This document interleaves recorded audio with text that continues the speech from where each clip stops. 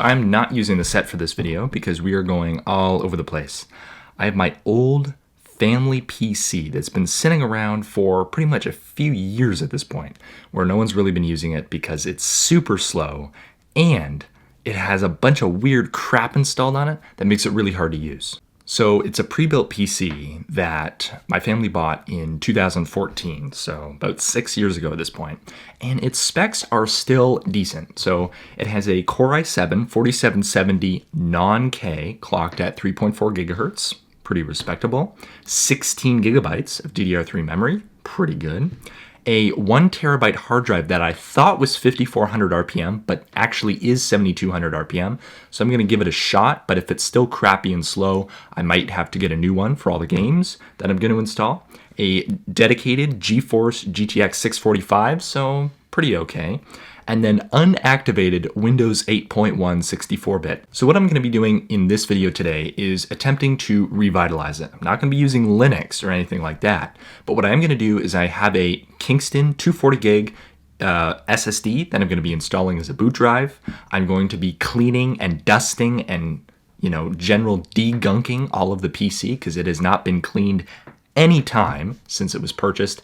And I'm also going to be trying to run some games on it, because I got GTA from Epic Games for free, and on my MacBook Pro over here, I'm getting about 2, maybe 3 FPS in the tutorial. So I want to see if it can run some games as well.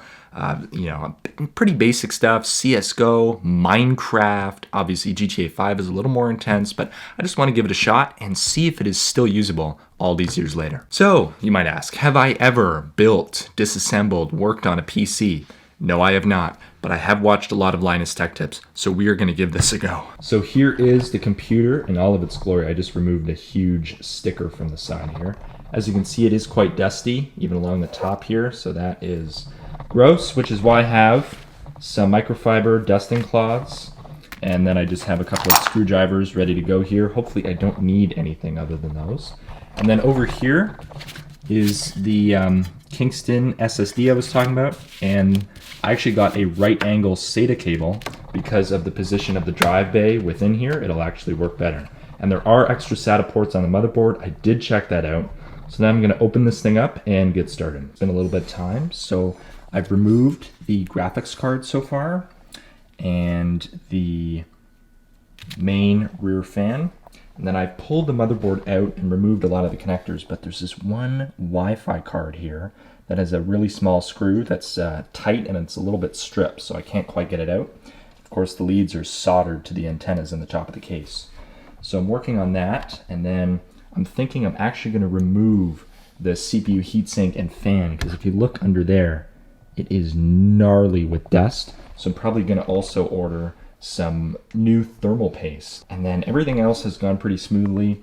There were these little plates over the onboard video ports so people wouldn't use them, and they were like non-standard screws. I think they were T10, but I happen to have one of those screwdrivers, so that all worked out. So far, pretty good. Okay, so now everything except for the optical drive, which I really don't care about, is removed from the case. So I did manage to get that Wi-Fi card unscrewed. It's just over here. So that's looking good. And those leads didn't break, which is great because I do not have any soldering equipment. I did remove all the thermal paste from the CPU and the CPU cooler, which I think I'm going to keep. I was thinking about getting a different one, but this one looks fine. And I also did the same thing for the graphics card. So I removed this little graphics card cooler, low profile one, and I'll also add some thermal paste to that. Only other thing to note is that I have a crap load of dusting ahead of me. Like, look on the motherboard. It's just crazy how much dust is on here. Same with the graphics card and the hard drive over here. And then in the case, like even just the sides are absolutely disgusting. So I'm going to be working on that. And then the only other issue I'm seeing is that I don't see any screws or mounting points for my SSD. So it might just be chilling in the bottom of the case. We'll see. But it's pretty light, and obviously vibrations don't affect SSDs like they do hard drives. So it's not super important to have a secure mount.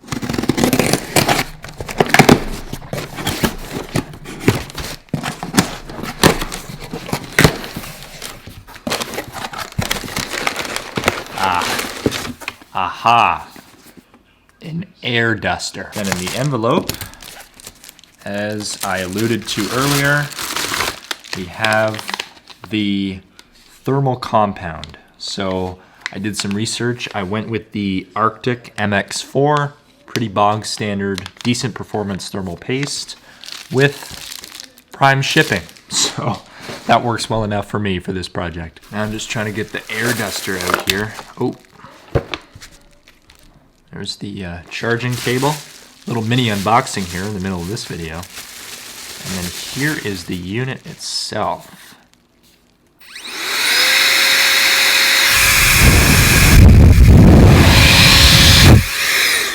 This thing is going to be really great for all of the heatsink parts, like this CPU heatsink here, or even like the graphics card heatsink has so much dust in it. I don't know if you can see that.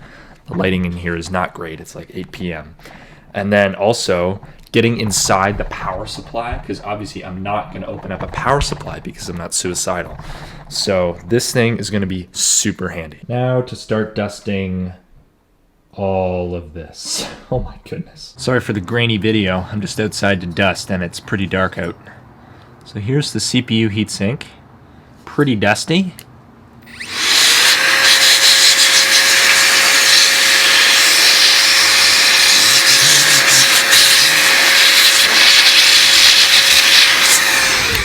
Now, I don't know if you can see that, but trust me when I say it is a lot better. Now I have to apply some thermal compound, both to the graphics card right here, and that's for its heatsink, and then the CPU, and of course the big CPU heatsink over here. I have never actually applied thermal compound before, and I've never really worked on a computer before, so this is all new to me. So here's what I'm thinking. I'm gonna try the graphics card first, and I did go for a larger tube of thermal paste. I believe this is 4 grams of Arctic MX4. Yeah, 4 grams right here. So I got a couple of extra tries if I need them. And I've also got a magnifying glass, just to make sure my application is good. And then I don't have a traditional spreader. So I don't know if this is gonna work or not, but I do have popsicle sticks. So they'll just have to do. I don't have like those silicone spreaders or anything. And then of course I will also be using the magnifying glass to make sure no wood fibers end up in between the heatsink and the chip, because that would be a disaster. Ooh, I think that might be too much. Okay, so I'm just gonna try and scrape some off here. Let's see if I can show that to you. Pretty good application. So now I just need the actual heatsink and the screws, which are actually spring-loaded screws. So hopefully I can make this work. So I believe it's on correctly. It's covering the whole card mostly symmetrically. So now I just have to plug in the fan header again. So let's see, which way does this go? Fan reconnected. So the graphics card is good to go. Now for the CPU. This could be sketchy. All right, so I found the correct orientation where the CPU fan header is heading in the right direction. So all I have to do now is actually apply the thermal paste. So I'm gonna try to do kind of an X again. See how this goes. Don't want to add too much again, so I'm gonna be a little more conservative this time. So there's my application. Pretty much the whole thing is covered. Looks pretty good. It'll be time to put on the CPU heatsink. So let me just line this up. Should be a lot easier than the graphics card. No spring-loaded screws to worry about. Okay, so now the test of lifting by the CPU heatsink. Boom, it is on there. And everything is screwed into the back plate correctly. Awesome. Now I just need to reconnect the CPU fan header. So I guess now is the time to start putting things back together and getting this thing up and running. For me anyway, that starts with the RAM. Got to put all of these back, obviously in the even numbered slots, which I did dust, don't worry. So everything should be ready to go. Awesome. This is my first time putting any RAM into a computer. At this point, I've only taken it out. So there you go. Nice. Well, that took a lot more finagling than I expected, but all 9 motherboard standoffs are now in. This thing is solid in here. It is not going anywhere. So now I'm thinking I'm going to put in the graphics card and the Wi-Fi card, which is just kind of hanging over here. So it sure took a while, but everything is back in its original spots. I have added the SSD in here and I've connected it via SATA, and the old hard drive is back, but I just have not wired that in yet because I do want obviously the SSD to be the only option that comes up when I am installing Windows from a boot drive, which I'm probably going to be doing tomorrow because it's 10:15 at night. But you can see the graphics card is back. I tried my best to cable manage right here because before the cables were kind of just over this area on the CPU, like not on the CPU, on the motherboard, which I thought might be bad for airflow considering most of the airflow goes on right here. So I kind of moved it back towards the optical drive bay a little bit, used some Velcro ties because I cut the zip ties that were in there originally. Everything looks ready to go. So tomorrow I will be putting the side panel back on, grabbing a boot drive, and giving this thing a test drive. So here is a big moment of truth here. We've got the power supply cable. There's a little green indicator light, and this is plugged into a power bar. So hopefully, okay, heard a little click. So the green light's on, nothing has exploded. I've got my bootable Windows USB key here, so I'm just going to plug that into one of the top USB 3 ports. Hopefully I wired those in correctly, and then I just need to connect the display. Here is the big moment of truth.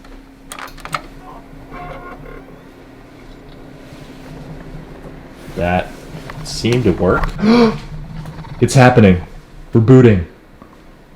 So the HP logo came up, so that means the BIOS is working correctly, I believe. So then will anything come up after this? Hard disk error. So I think I'm going to restart and try to enter the BIOS, which for HP computers, I think it's F10, so I'll give that a whirl. Yes, we made it to the Windows boot screen. Took a lot of digging around in the BIOS, but we are there. So now I'm just going to see if I can install Windows and get this thing up and running. Okay, so now I'm in the Windows install for the 4th time. So I figured out what happened. I would go into the boot menu, and then whenever I would boot off the USB, but then whenever Windows had to restart while installing, it would just go back to the hard drive error, and then I would have to start over. But what I figured is that I actually plugged the new SSD in here into the same SATA port on the motherboard as the old hard drive. So I'm pretty sure the computer was expecting to boot from whatever was plugged into that SATA port. And of course there's nothing on this new SSD, so that's why there was an error. So I plugged it into a different SATA port, and then I turned on the computer and it went straight into the Windows install screen. So hopefully this is going to work better. Yes. After the obviously very lengthy Windows setup process, here we are in Windows 10.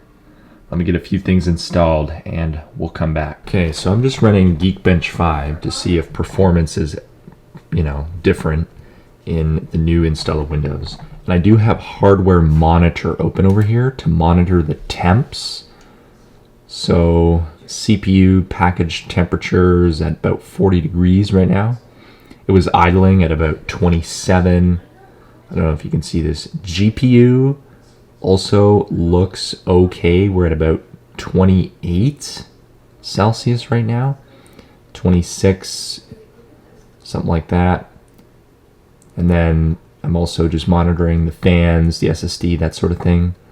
SSD's at a reasonable temperature, nothing to worry about there. Just trying to make sure everything's in order here. What's the CPU at now? 42, 30. Hottest core is at about 50 degrees Celsius, 51, 52, 53, and the benchmark is still going.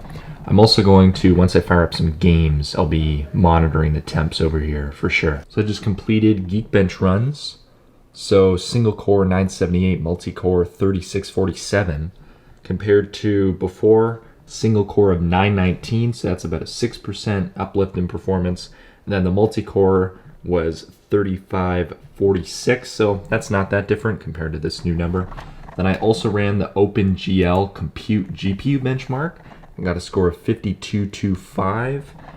And then for last time I got a score of 5147, so that's not too different, but all of the dusting that I did, the new thermal compound, just helps keep thermals under control a little bit more. Okay, so we are back. It has been a little while in real life, to say the least. I've got the PC just over here. It is turned on, and as you can see, things are happening on screen. Ignore the FPS counter. That's actually reading that from hardware monitor, so that's not correct. But you can see our CPU usage, GPU usage, and RAM usage up there thanks to the Xbox game bar. GPU usage started out at about 50% when I first launched GTA 5, which is running in the background, and now it's at about 95%. OBS screen recording is not helping that situation. The CPU is really under control in terms of temperatures as well. It's sitting around 40 degrees Celsius, which is excellent, considering that the cooler in here isn't bad. The GPU, last time I checked, is also sitting at around 40 degrees Celsius. So for those of you wondering, that's about 100 degrees Fahrenheit. Absolutely stellar temperatures, considering what's going on right now. RAM usage is at 39%. Remember, this system does have 16 gigs, so we got a lot of buffer there. Yeah, so I was just in GTA 5 right now. Since the FPS counter is not working properly, you know, it's kind of not great, but I have been running it at 1080p. We're getting at about 50, 55 FPS with dips into the high 40s. From what I can tell, and that's really impressive considering that you know, this computer is 6 years old, but GTA 5 is 7 years old, so it actually is quite a nice pairing. I have also been playing some CSGO, some Rocket League, some Dirt Rally. All of those titles easily run on a computer with these specs and a fresh new SSD. That is so good. Now GTA 5 is a huge game, so it's actually installed on the slower hard drive, but once it loads, it's actually not bad. So I'm just in the game right now, and I was going to try putting the graphics settings to 1440p, because this is a 1440p monitor. So we're gonna see how that goes. Let's see, so can we do 2560 by 1440? Hello. Let's see what kind of frame rates we get here, if it's even playable. I'm not a frame rate snob, so I can pretty much deal with anything, but let's see how this goes. Oh my goodness. I was testing this, the first time I tested this, it was on a 720p monitor. So safe to say, this is looking incredible right now. And we are getting very playable frame rates at 1440p, which is impressive since I was trying to run it at 800 by 600 on my laptop and was getting about 3 FPS in the tutorial. So I would say that's pretty impressive. I am not mad about that in the slightest. We are really, this is going really well actually. Okay. Oh, GPU usage is at 98%. That little GTX 645, man. It's kicking it. 97. Okay. RAM's at 41%. That's pretty stable. CPU is sitting at a cool 22%. We are screen recording right now, and it's at 22%. That is really impressive. Really impressive. Now this, I believe, anyway, is not a CPU-bound game like, you know, Minecraft or something, but still pretty impressive, to be honest with you. Like 1440p gaming, you know, in a 7-year-old game. Oh shoot. In a 7-year-old game, but what are you gonna do, right? Okay, I'm not the best driver in GTA, and I'm also trying to record and monitor the GPU usage. It's a little chaotic right now, so don't mind that. Yeah, I've been having a lot of fun with this because, as I mentioned, I've been playing some other games. I also have the Borderlands, a couple of those games, and Watch Dogs 2, so I might just fire those up for fun. But it's good to know that as long as you're not expecting to run a modern, you know, expensive AAA title at 1080 or 1440p high details, like, this is a very viable setup for playing some games if you don't have the highest expectations, or playing older games like this one. So I'm really impressed, really impressed with how this has gone. And on that note, after I wrecked my car, I think I'm going to end this video. Thank you for watching. It was really fun to work on this, and this video has been in the making for a couple months at this point. So thank you for sticking with me through that. I know it wasn't very long for you. Hopefully this shows you that, even old computer hardware that's, feeling a little dated at this point can be really useful. And since e-waste is a huge problem today, it's really great to reuse and revitalize an old computer like this. So hopefully you learned something, maybe you want to do it yourself, or you just enjoyed watching me work on one for the first time. I have no idea how long this video is going to be, but if you're still watching, thanks to you. And be sure to subscribe for more tech videos just like this. And you can also follow me on Twitter at KyleGNew.